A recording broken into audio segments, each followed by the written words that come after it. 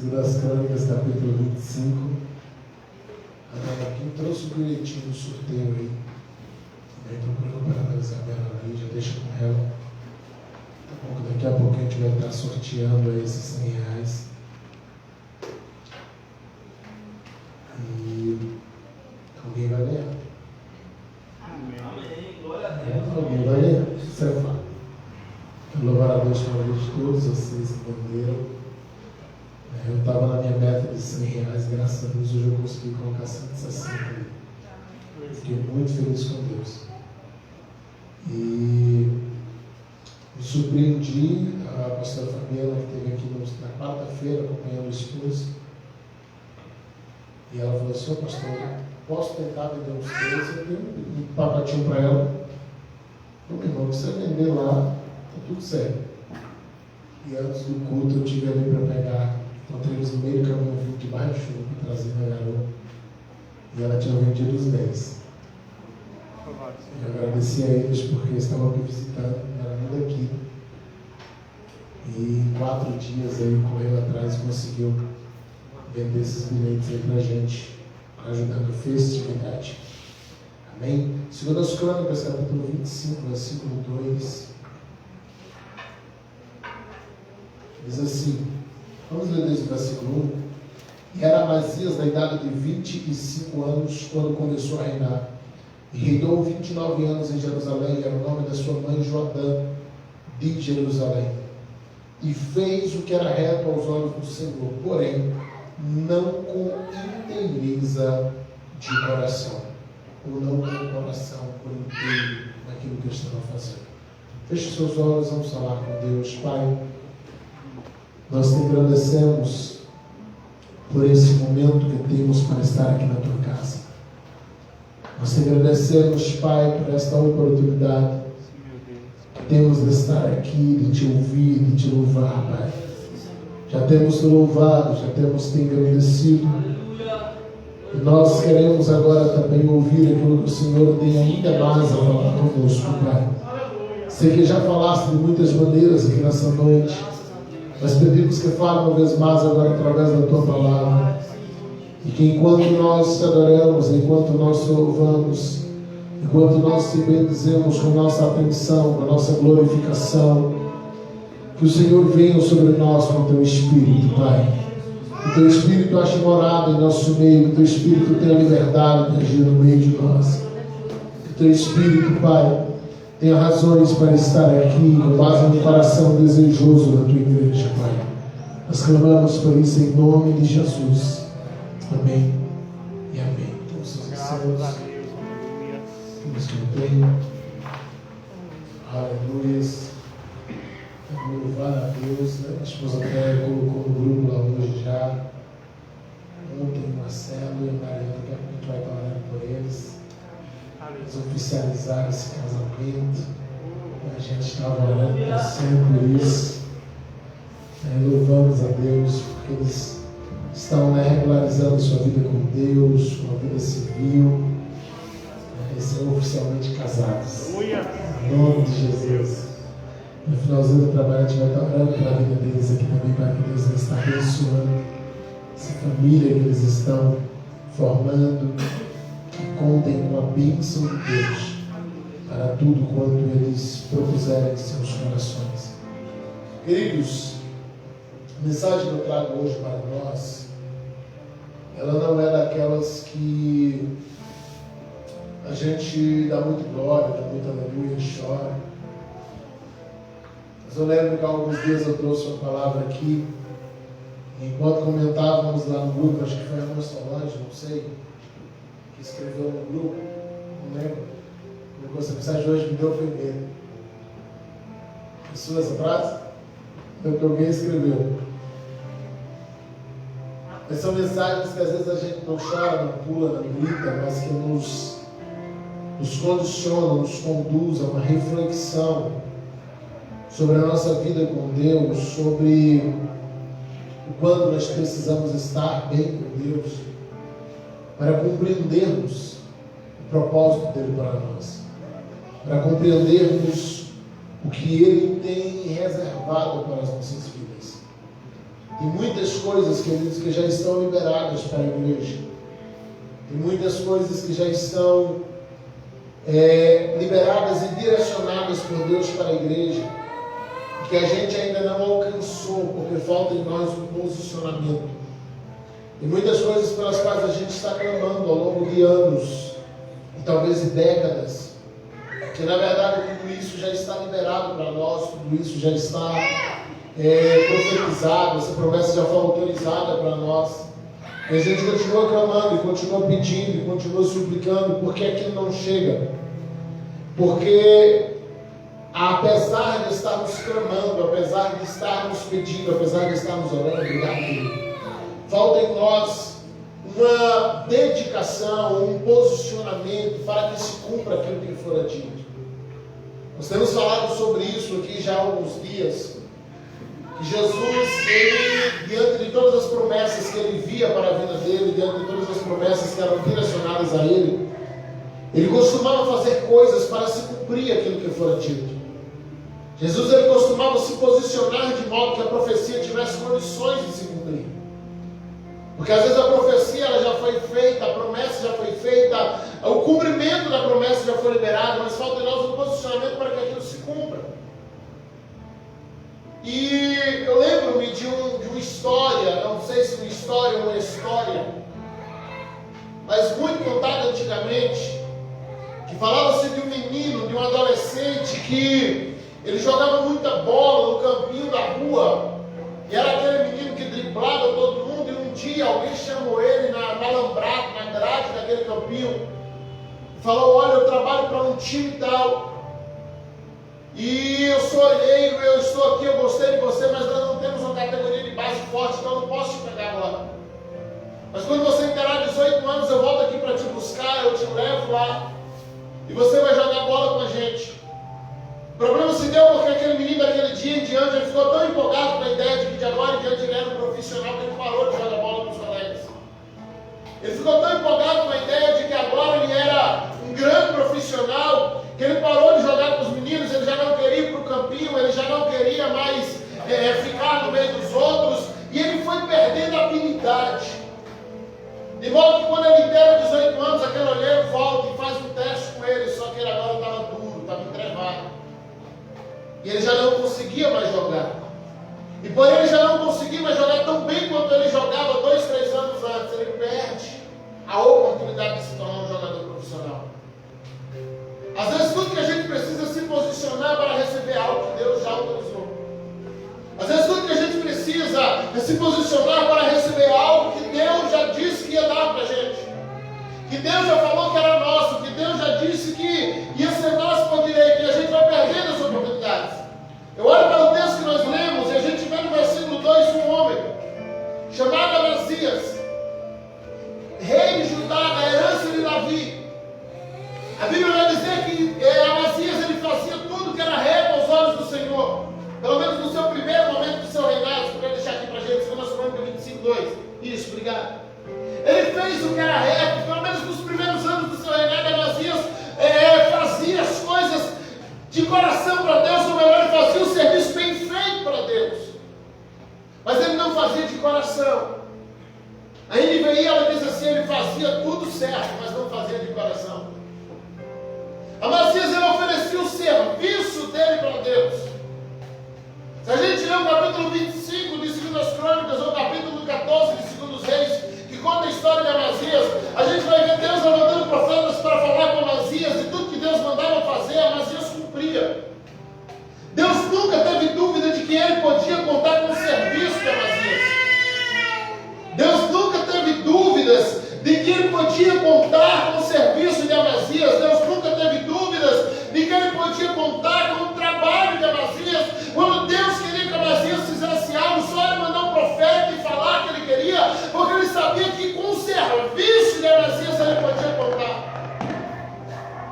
Mas ao inspirar o escriba para registrar essas crônicas, que mais tarde seriam compiladas pelo próprio Esdras, e é ele que faz o fechamento final dos textos. Esdras, na sua condição de sacerdote, ele vai fechar esse texto dizendo que ele fazia o que era reto aos olhos do Senhor. mas não fazia com seu coração por completo. Ele fazia o que era reto aos olhos do Senhor, mas ele não fazia de todo o seu coração. O Senhor podia contar com o serviço de Amazias, mas não podia contar com o coração dele. O Senhor podia contar com o trabalho de Amazias, mas não podia contar com o coração dele. E essa fragilidade de Amazias, essa inconstância de Amazias, vai levar Amazias a se desviar nos seus últimos anos, vai levar Amazias a se transformar no idólatra, vai levar Amazias a passar os seus últimos 15 anos de vida como um fugitivo, porque foi vencido por um rei e feito como escravo. Vai levar Amazias a ter a sua vida completamente destruída. Por quê? Porque Deus pode sempre contar com o serviço dele, mas Deus não podia contar com o seu coração. E Deus tolerou isso de Nabucodonosor, por exemplo. Quando ele quis destruir Judá, por quê? Porque o coração de Nabucodonosor não era para ser salvo. E de Nabucodonosor Deus só esperava o serviço. Deus pode fazer isso com Ciro, por exemplo, porque de Ciro Deus só esperava o serviço. Deus pode fazer isso com diversos homens ímpios que Deus chamou para fazer determinada obra, por quê? Porque deles Deus só esperava o serviço. Mas se nós, filhos de Deus, de Amazias, que era um israelita, conhecedor da lei, um homem chamado, escolhido, ungido por Deus, o serviço de Amazias nunca foi suficiente. O serviço de Amazias nunca foi suficiente para Deus. Amazias podia questionar a Deus dizendo, mas tudo que o Senhor me pede eu faço. Eu sou obediente às suas ordens. Mas ele fazia aquilo como que por obrigação. Ele fazia aquilo, mas ele fazia questionando. Para o capítulo 25 mostra diversos questionamentos dele para os próprios profetas. É interessante porque ele cumpria a profecia. Ele obedecia a profecia, mas ele questionava até o último instante. Ele questionava até o último minuto. Se a gente for para os versículos 7, 8 e 9, aqui você vai ver, por exemplo, ele saindo para uma guerra. E ele compra a ajuda do reino do norte de Israel por 100 talentos de prata. E aí vem um homem de Deus, vem um profeta e fala com ele, olha, não deixa esse povo ir com você. Deus não está com eles. Aí no versículo 8 o Senhor vai falar assim, fique tranquilo. Se você for com eles, você vai perder a guerra, você vai cair na guerra. O Senhor está dizendo, olha, mas fique em paz. Porque se você for sozinho, eu vou te dar vitória. Versículo 9. O contexto prova que ele obedeceu a profecia, mas olha o que ele diz no versículo 9. Porque se fará após do dinheiro que eu já paguei. O Senhor, e aí o profeta vai dizer para meu filho, o Deus que te deu esses primeiros 100 talentos, ele tem muito mais para te dar. Ele está questionando, está dizendo, não, tranquilo, você vai dispensar ele, eu dispenso o que eu já paguei. Só uma perguntinha, Deus por acaso vai ressarcir o pagamento? Sabe dizer aí se Deus vai estornar o pagamento para mim, se Deus vai me dar de volta? Porque ele podia ter avisado isso antes de eu pagar o boleto. E o profeta tem que lembrar ele, dizendo, ei, lembra que foi ele que te deu esse dinheiro. Ele pode te dar mais. E ele vai para essa guerra, ele vence os edomitas, ele volta de lá vitorioso, porque ele obedeceu a profecia, mas o coração dele vai pesado, dizendo, tudo bem, deu tudo certo, mas eu perdi 100 talentos de prata. 3.400 quilos de prata foi pro ralo. Bem que Deus podia ter falado antes. Deus podia contar com o serviço dele, mas Deus não podia contar com o coração. Eu quero trazer essa vida de Amazias apenas como um plano de fundo. Apenas como um plano de fundo para a gente entender, queridos, que nunca será suficiente para Deus se nós dedicarmos a Ele um serviço sem ter o nosso coração incluso nisso. Nunca será suficiente para Deus nós darmos a Ele uma grande soma de dinheiro se Ele não puder receber a nossa oferta. Qual a diferença, pastor? Porque o dinheiro é aquilo que sai do meu bolso, a oferta é aquilo que sai do meu coração. Em Hebreus 7 a gente aprende que a oferta fica aqui. Ele diz aqui, recebe homens mortais, mas ali um que é imortal está recebendo essa oferta. O dinheiro fica, a oferta não. A oferta eu não tenho condição de pastor. O tesoureiro não consegue receber essa oferta. A gente recebe o dinheiro que representa a sua oferta, mas a oferta só Deus pode receber. E o que a Bíblia vai questionar é quando eu entrego o dinheiro, mas eu não entrego a oferta. Não, eu vou dar para todo mundo dando. Não é porque se eu não desse ia ficar feio. Estava todo mundo fazendo. Estava todo mundo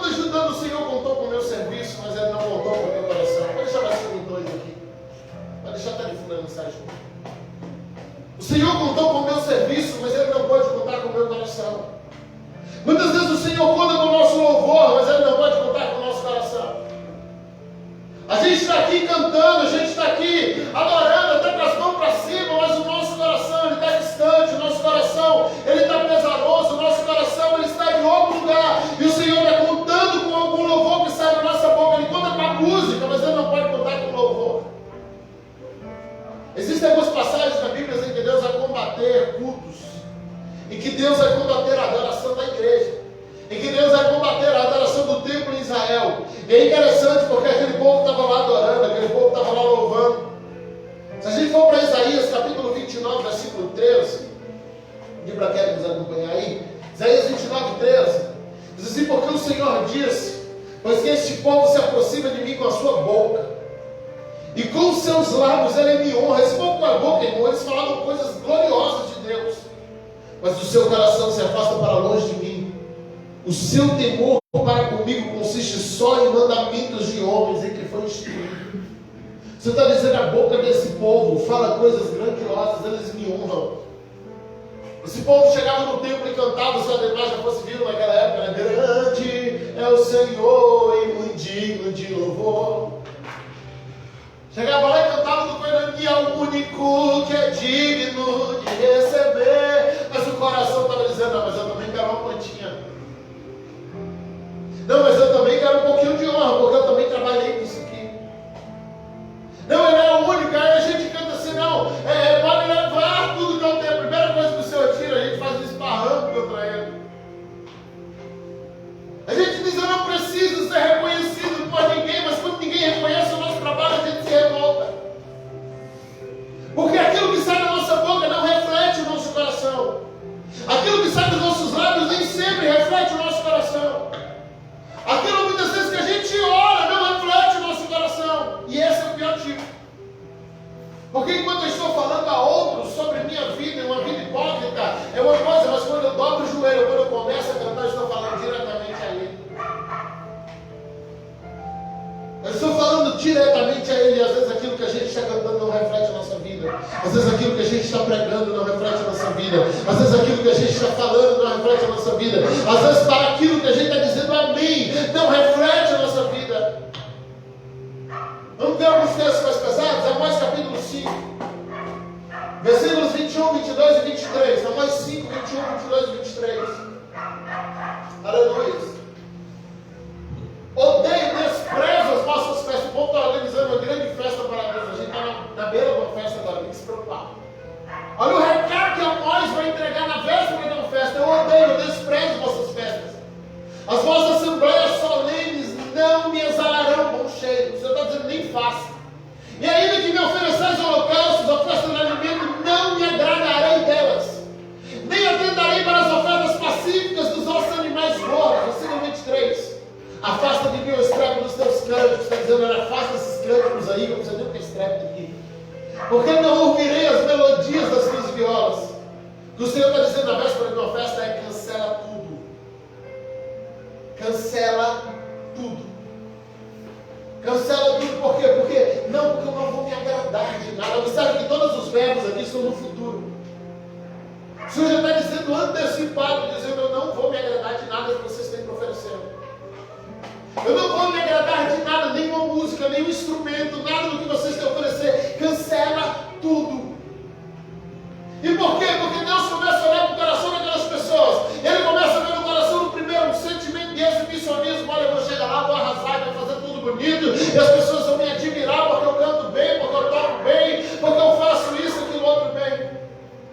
Se eu ver no coração do outro aquele sentimento de eu estou ajudando aqui, porque todo mundo está, se eu não ajudar, e aí vão ficar falando de mim, mas no fundo eu nem queria estar aqui. Cordeiro manco. Sacrifícios que exalam maus cheiros. Estão oferecendo incenso de cheiro suave. O Senhor está dizendo, está fedendo aqui. Porque não era o sacrifício físico que chegava no céu. Não, aquele sangue de cordeiro nunca precisou subir para o céu. Mas era o cheiro da oferta que estava saindo do coração querido. O dinheiro, o cordeiro fica no altar. Mas é a oferta que sobe. E se a oferta não subir, nada do que está sendo colocado no altar vale a pena.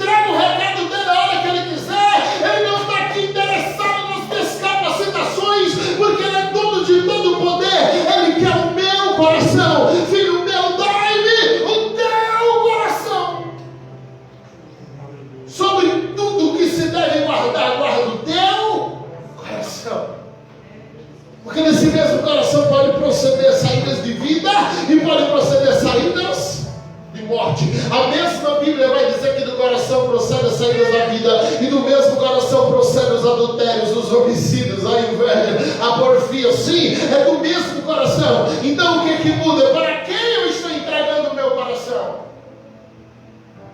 Qual é o meu tesouro? Porque onde estiver meu tesouro, aí vai estar meu coração. Deus podia contar com o serviço de Amazias, mas não podia contar com o coração dele. Vamos ler um texto um pouquinho maior, Isaías capítulo 1, versículo do 11 ao 17. 8 versículos. Versículo 1, capítulo 1, versículo 11. De que me serve a multidão dos vossos sacrifícios, diz o Senhor. Já estou farto dos holocaustos de carneiro, da gordura de animais selvagens. Não me agrado do sangue de bezerro, nem de cordeiro, nem de bode. Você está dizendo, já estou enjoando disso tudo. Quando vires para comparecer perante mim, quem requereu isso das vossas mãos? Que viesses pisar nos meus... Olha, para, dá uma pausa aqui. O Senhor vai dizer, quem foi que chamou vocês para vir para o culto? Quando vocês vêm para comparecer perante mim, quem foi que requereu isso de vocês, que vocês viessem pisar nos meus atos? Ah, pastor, então Deus não queria que o povo... Deixa eu falar. Deus não queria que o povo fosse para a igreja? Não, não é isso. É porque eles estavam lá, mas estavam obrigados, porque era sábado, porque era lua nova, porque a lei obrigava, porque o sacerdote passava na porta batendo. A palavra eclésia, que deu origem à palavra igreja, ela tem o sentido de chamados para fora. Muita gente interpreta isso como chamado de fora da igreja para evangelizar lá fora. Não era. A eclésia era justamente o chamamento dos guardas, que chamavam as pessoas para fora de casa, para ir para o ajuntamento. Quando ia começar uma reunião, seja era uma reunião religiosa, uma reunião política, a religiosa acontecia nos templos, a política acontecia na praça. Isso seja no meio de Israel ou no meio de qualquer outro país pagão, não fazia diferença. Acontecia a eclésia. O que era a eclésia? Os guardas passavam na porta, batendo de porta em porta e dizendo, olha, saia para fora agora, você precisa ir para a reunião. E muitas vezes aqueles que recusavam aí, eles eram mortos, a casa era destruída, então eles iam por obrigação. E aqui começa a eclésia, que é chamá-los para fora. Eles saíam de casa para ir à reunião. A ideia era sair de casa para ajuntamento. Muita gente que não conhecia a história pega a palavra igreja e diz, ó, sair da igreja para trabalhar lá fora. Aí nem que esse seja o papel da igreja. Mas a igreja é chamada de fora de casa para ir para o ajuntamento. Então, quando acontecia a eclésia, todo mundo começava a ir, todo mundo seguia, mas iam obrigados. O Senhor está dizendo, olha, quem requereu isso, vocês venham para pisar nos meus atos. Vocês estão vindo porque um guarda bateu na tua porta. Vocês estão vindo porque o rei mandou chamar. Vocês estão vindo porque tem alguém lá cobrando no grupo do WhatsApp. Mas o seu coração nem queria estar aqui, é o que Deus está dizendo. Vamos continuar no versículo 13, vamos até o 17. Não continueis a trazer as nossas ofertas vãs. O incenso é para a minha abominação, e as boas novas, os sábados é a convocação das assembleias. Não posso suportar iniquidade, nem mesmo a reunião solene. Segue ali a eclésia, a convocação da assembleia. As vossas boas novas, as vossas solenidades, a minha alma as odeia. Já me são pesadas, já estou cansado de a sofrer. Não sei, Deus que está falando. Por isso, quando estendei a sua mão, eu estou me levantar a mão para cantar, para adorar. Quando você levanta a sua mão, eu escondo de vós os meus olhos. Meu Deus, isso é muito sério. A igreja levantando a mão para cantar, e o Senhor está dizendo, eu estou virando de costa para nem ver. E ainda que eu multipliquei vossas horas, vamos orar mais. Eles não vão ouvir, porque as vossas mãos estão cheias de sangue. Versículo 16: lavai-vos, purificai-vos, tirai a maldade dos vossos atos diante dos meus olhos, cessai de fazer o mal. Versículo 17, a gente para aqui. Aprendei a fazer o bem, procurai o que é justo, ajudai o oprimido, fazer justiça ao órfão, tratai da causa das viúvas. Ele vai continuar falando sério de diretrizes. Deus não pode receber o meu trabalho se Ele não puder contar com o meu coração. Deus não pode receber a minha oração se Ele não puder contar com o meu coração. Deus não pode receber o meu louvor se Ele não puder contar com as minhas mãos. Chega um momento que o meu louvor incomoda Deus. Chega um momento que o meu culto começa a incomodar Deus. Ao ponto de Ele dizer, eu odeio quando vocês começam a cantar. Eu odeio quando vocês começam a orar. Eu odeio quando vocês começam a pregar. Por quê? Porque não há um coração desejoso por aquilo. Não há um coração desejando aquilo, queridos. Não podemos fazer as coisas para Deus por obrigação. E aí eu lembro de alguém que falou comigo uma vez, depois de eu ministrar um estudo dentro de um tempo como esse. Falou assim, pastor, ainda bem que agora ficou claro que eu não posso fazer nada, obrigado. Então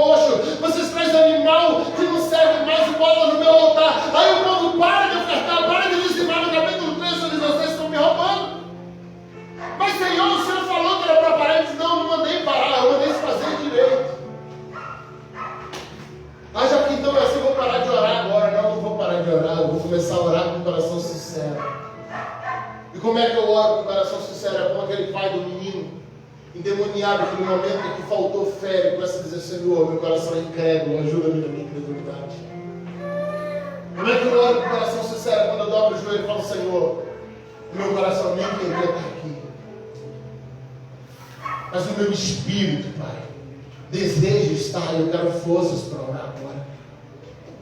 Como é que eu oro com o coração sincero? É quando eu começo a ler a Bíblia e digo: Deus, tu sabe que no fundo eu não tenho a menor vontade de ler, mas eu entendo que eu preciso e eu quero compreender a tua palavra, então me ajuda. E você começa a orar dizendo: Deus, me dá sede por oração, me dá sede por leitura bíblica, me dá sede pela unção, me dá sede por aquilo que eu não tenho sede, me dá fome por aquilo que eu não tenho fome. Não, a ideia não é eu parar de buscar, a ideia é eu começar justamente o contrário, a buscar por fome e por sede. É buscar por fome e por sede e começar a dizer: Deus, eu não estou sentindo a menor vontade de ler a tua palavra, então por favor coloca fome na tua palavra dentro do meu coração. Eu não estou sentindo a menor vontade de orar, Deus, então por favor, Pai, coloca sede de oração dentro de mim. Deus, eu passo dias sem sentir teu espírito, sem falar línguas estranhas, eu passo dias sem sentir o teu abraço, o teu toque. Pai, eu não quero mais ficar assim, mas eu não tenho força e na verdade eu não estou sentindo nem falta, então coloca sede e fome na tua unção dentro do meu coração. Sabe quando a gente não consegue desejar o que precisa, a gente tem que desejar o desejo. Eu sei que é um pleonasmo, mas é a realidade. Você precisa desejar o desejo. Começar a dizer a Deus: Deus, me faça queimar por aquilo. Deus, eu não tenho desejo de ler a Bíblia, mas eu quero desejar esse desejo de ler a Bíblia. Deus, eu quero essa fome que outros têm, que se jogam em cima da tua palavra. Eu quero essa fome que outros têm e eles ficam horas de joelhos dobrados. Eu quero sentir essa fome também, Deus. Porque tu sabe que eu não tenho essa fome. É a gente dobrar diante de Deus os nossos joelhos e a gente apresentar um coração sincero, apresentar nossas limitações, irmãos. A gente pode se aparecer para todo mundo, mas diante de Deus a gente tem que entrar com nossas limitações. E apresentar de verdade a nossa falta de fome, a nossa falta de sede, começar a dizer: Pai, já que eu não estou conseguindo desejar isso, eu quero a fome. Eu quero desejo por isso, Pai, me faça queimar. Deus, coloca dentro de mim uma fome por almas, coloca dentro de mim uma fome por evangelismo, Pai, coloca dentro de mim uma fome para estar em todos os cultos, Pai, coloca dentro de mim uma fome para buscar a tua face, Pai, coloca dentro de mim uma fome para que eu busque a tua face com sinceridade. É desejar o desejo, é desejar a fome, é desejar a sede. O problema é que a gente tem estado saciado demais. A gente tem que ter estado saciado demais. A gente chega diante de Deus e a gente já não tem falta de nada. Quando a gente vai para Ezequiel 10, a gente vê o Senhor tirando a glória dele do Santo dos Santos. Porque havia um culto que ninguém mais buscava pela glória. Um templo que não tinha que inaugurou, achei que nada desceu de forma tão visível que ninguém podia ficar de pé, porque a nuvem ela era visível e podia ser tocada, e ela ocupou todos os espaços. E a única alternativa para quem não conseguiu correr antes foi se jogar no chão e ficar deitado debaixo da nuvem. Você consegue imaginar essa glória? Você vê a nuvem descer aqui dentro, sabe, Deus está dentro dela, eu posso vê-lo para não ter meus olhos queimados.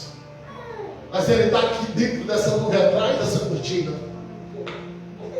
Esse mesmo tempo lá na frente tinha pregadores tão eloquentes que eles já não sentiam falta da unção de Deus. Esse mesmo templo lá na frente tinha uma coral de 4.000 músicos. Meu Deus, eu fico imaginando como é que era essa orquestra. 4.000 músicos entre cantores e tocadores. Você consegue imaginar esse coral tocando? Eles não tocavam dentro do templo, não cabia. O culto era feito no pátio. As pessoas sentavam em torno da montanha e aquele coral se arrumava no topo da montanha e eles tocavam trombetas, cítaras, uma série de outros instrumentos que eles tinham na época, bandeiras, trombone. Estavam lá tocando e outros cantando com aquelas vozes angelicais. A coisa era tão linda, tão linda. que começaram a não sentir mais falta da presença de Deus. Porque o culto virou um espetáculo. Era um show. Era algo turístico. As pessoas iam de longe para ver aquilo porque era lindo demais. Era algo tão perfeito, tão lindo, que a beleza já era o suficiente. Aí Ezequiel 10, Ezequiel começa a ver quando o Senhor vai lá e traz a cortina. Pega a glória dele, ele não pega aquilo que é físico, que é da terra, fica na terra, ele só tira a glória da arca. A Bíblia diz que o Senhor levou lá para a porta do templo, porque o culto estava acontecendo lá fora, porque a igreja não cabia de gente. Aí ele deixa lá na porta, fica aqui fora, tudo bem, para trazer a glória para perto de onde estão pregando. Só que ninguém sentiu mais falta da presença, e mesmo a presença lá foi ficando abandonada. Aí Ezequiel vê de novo os querubins pegarem a glória, colocarem nas costas, e eles levam lá para o portão, falam assim, tudo bem, o altar não quer glória, mas talvez no meio do povo tem alguém que deseja. Porque Deus sempre vai buscar um remanescente, irmãos. Quando o altar cai, Deus vai buscar alguém no meio da igreja, a obra não pode parar. O Senhor pega a glória que estava no altar, ele coloca na porta, ele pega na porta, ele coloca no portão, e ele diz: se alguém no meio da multidão desejar, a glória fica. Observe que Deus vai dando oportunidades. Depois Ezequiel vê os querubins colocar glória nas costas, eles alçam e vão para o cume do monte.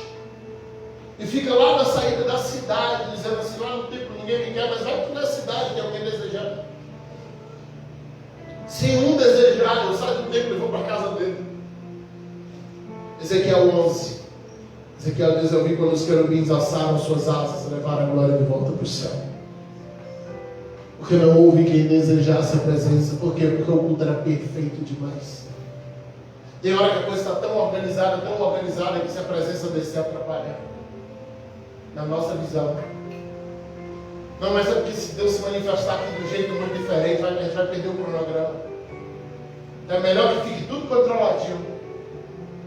A gente nunca vai entrar na igreja sem ter um cronograma. A gente nunca vai entrar no culto, numa festa, sem ter uma organização. Olha, é tal hora, mas deixa eu te dizer um negócio. O Espírito descer e querer mudar tudo, meu irmão, vai ser do jeito dele. Ele é prioridade. Ele é a razão de estarmos reunidos aqui. Não sei se ele não for a razão de estarmos aqui, se ele não tiver liberdade de mudar esse mundo aqui, esse mundo nunca foi para ele. Então não se conforme com o vazio. Tem gente que agora já está no portão da casa, chorando, dizendo: eu quero voltar lá para dentro, porque o altar já foi desmanchado dentro da casa.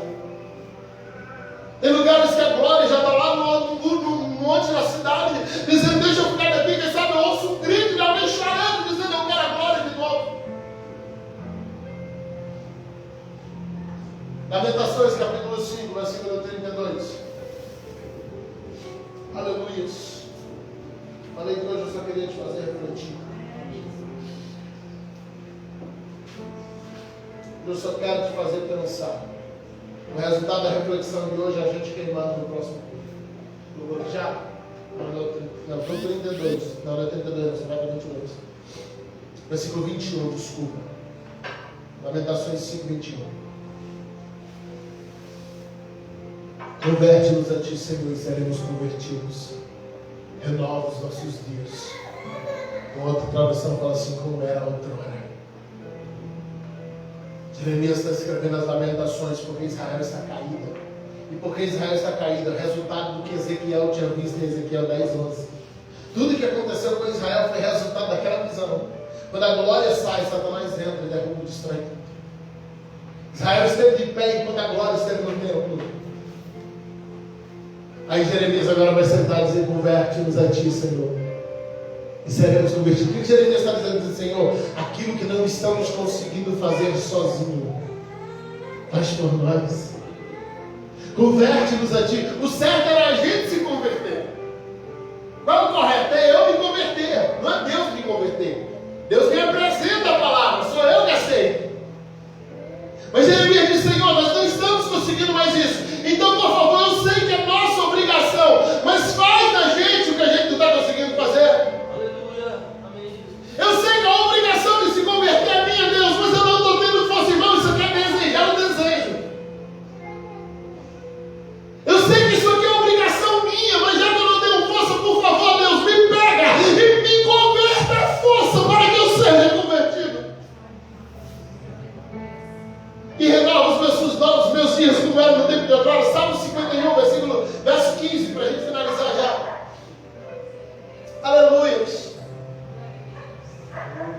Salmo 51, verso 15. O salmista tinha acabado de pecar, ele tinha perdido o prazer na adoração. Ele começa dizendo: abre, Senhor, os meus lábios, e a minha boca vai entoar o teu louvor. Ele está na fase que ele só chora, ele não tem força para cantar. Só que Davi era conhecido por ser um grande músico. Davi sabia que a unção se manifestava na vida dele quando ele cantava. Lembra do espírito de Saul que saía toda vez que Davi louvava? Ele disse: Senhor, eu não tenho mais força para isso. Então ele deseja, ele diz assim: Senhor, abre minha boca. Porque eu sei que se o Senhor vier aqui e abrir minha boca, eu vou conseguir cantar de novo. Por quê? Porque os problemas trancaram ela. Os problemas nem fizeram parar de cantar e eu só choro. Ele diz: abre, Senhor, a minha boca e eu te entoarei louvores. Abre, Senhor, os meus lábios e eu vou te entoar louvores. Abre, Senhor, a minha boca para que eu te entoe louvores. Eu quero te convidar hoje a fechar um compromisso com Deus. E que você não vai oferecer para Deus um serviço do teu coração não esteja incluso nele. Não, essa mensagem não é para você parar o serviço. Essa mensagem é para você colocar teu coração no que você está fazendo. Não pregue uma mensagem que não reflete o teu coração. Não cante se esse louvor não refletir o teu coração. Não ore palavras que não refletem o teu coração. Não entregue dinheiro se você não conseguir entregar a oferta. Por isso, quando ele fala assim: mas por que eu sou dizimista e as coisas parecem que não funcionam? Porque às vezes você está entregando dinheiro na igreja. E gente que antes de entregar já está condicionando a Deus, dizendo assim: ó, já está vendo que eu estou entregando aqui, vê se me prospera. Ele não entende que ele tem semente, que Deus já deu fruto. Irmão, semente é tirada de dentro do fruto. Só tem semente que já teve fruto, que já comeu do fruto. Então é Deus que dá primeiro. O primeiro trabalho que Deus dá para Adão vai plantar e colher. Quando Adão nasce, as árvores já estão todas cheias de fruto. Porque o primeiro trabalho do homem nunca vai ser plantar, vai ser sempre colher. Você planta daquilo que você já comeu. Você planta daquilo que Deus primeiro já te deu. Então a oferta tem que ser uma atitude de gratidão, não de negociação. Amazias fez o que era reto aos olhos do Senhor. Segundo as Crônicas 25:2. Hoje esse início se para aqui, estava tudo certo. Se fala assim: Gesiel fez tudo o que era reto aos olhos do Senhor. Não, está perfeito. Gesiel é o cara. Mas a parte dele do versículo mata, mas não com interesse de coração. Ele obedecia, mas ele não obedecia de coração, ele fazia porque estava mandando. Ele não conseguia fazer aquilo simplesmente porque ele entendia que era o certo a se fazer. Ele não conseguia fazer aquilo por entender: olha, eu estou fazendo porque isso aqui é o correto a se fazer. Não, ele fazia porque um profeta ficava no pé dele, tanto que lá na frente ele perde a paciência e expulsa o profeta para casa. Você continuar lendo o texto, lá por volta do versículo 18, 19, 20, você vai ver que ele expulsa o profeta. O profeta vem: olha assim, ó, eu ouvi mais nada. Deus de dentro acabou. Vai embora. A Bíblia diz assim: o profeta saiu em silêncio porque entendeu que Deus já tinha determinado por ele. Porque entendeu que o próprio Deus não queria mais o serviço de Amazias. Porque o coração dele nunca era aplicado naquilo que ele estava fazendo. O sonho de Amazias era tomar coragem de expulsar aquele profeta que ficava no pé dele. Até o dia que ele criou coragem e fez isso. Fez o que o Senhor mandou, mas o Senhor nunca pôde ter o coração de Amazias. Filho meu, dai no teu coração. Dai no teu coração. É como se eu ouvisse o Senhor clamando isso. Fique de pé. Nós vamos falar com Deus. É como se eu ouvisse o Senhor falar isso com a gente hoje. Filho meu, dai no teu coração. Filho meu, dai no teu coração. Será que você pode dizer para ele: Senhor, pega aqui. Filho meu, dai no teu coração. Filho meu, dai no teu coração. Ouça a voz de Deus repetindo isso no seu coração hoje. Filho meu, dai no teu coração.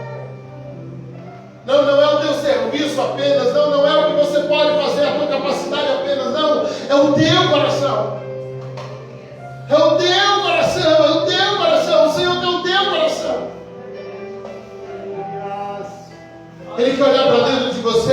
você aqui porque você está desejoso de estar aqui. Ele quer olhar para você e ver você louvando, não é porque todo mundo levantou, mas é porque você quer louvar. Ele quer te ver levantar as mãos, porque não é porque alguém mandou você ficar de pé ou levantar as mãos, mas Ele quer ver você desejando isso. Eu não vou levantar as minhas mãos porque eu quero adorá-lo. Eu quero adorá-lo, eu quero exaltá-lo, eu entendo que Ele merece. Dá-me um coração igual ao teu.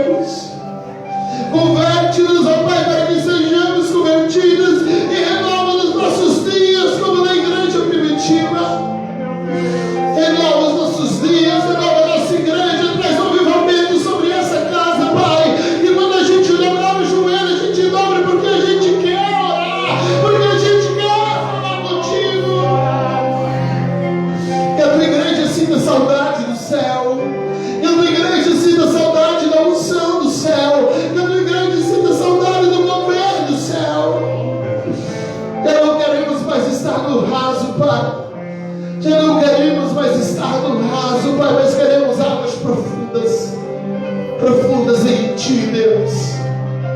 Nós clamamos por isso em nome de Jesus. Aleluia. Glória a Deus. Em nome de Jesus, Pai. Que haja consciência em nós da necessidade que temos de Ti. Em nome de Jesus. Amém. E amém. Você que quer, dá uma salva de palmas para Jesus. Obrigado.